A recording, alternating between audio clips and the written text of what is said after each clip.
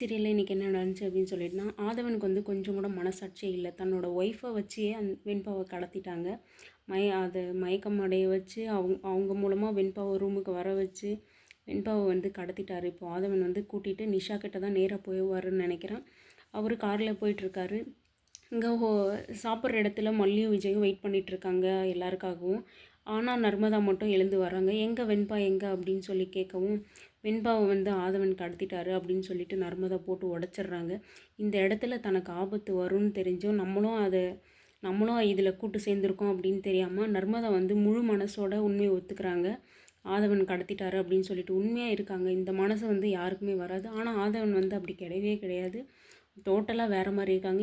இவங்க எப்படி husband and wife ஆனாங்கன்னே தெரியல. நர்மதாவுக்கு வந்து உண்மையிலே கொஞ்சம் நல்ல மனசு இருந்துச்சு.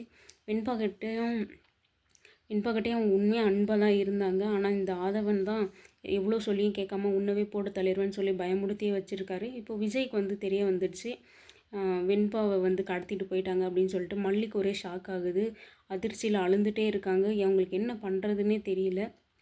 இப்படி இருக்கிறதுல இந்த ரூமில் அடைச்சி வச்சுருந்த டிரைவர் வந்து ஆதவன் வந்து காப்பாற்றி விட்டுடுறாரு. காப்பாற்றி விட்டதும் நேராக வந்து ராஜேஸ்வரி கால் பண்ணி சொல்லிகிட்ருக்காங்க, உங்கள் பிளானை நாங்கள் எப்படியாவது முடிச்சிருவோம், பயப்படாதீங்க அப்படி இப்படின்னு சொல்லி எதேதோ பேசிகிட்ருக்காரு. ஆனால் அது நடக்க முடியாது, அது நடக்கவும் நடக்காது.